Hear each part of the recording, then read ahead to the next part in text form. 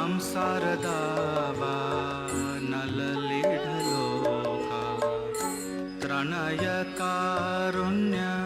घन घन त्वं संसारदावा नललीढलोका त्रणयकारुण्य घन घन प्राप्तस्य कल्याण गुणार्णवस्य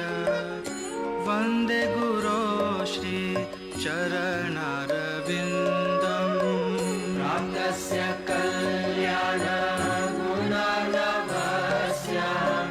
वन्दे गुरो श्री चरणारविन्दम्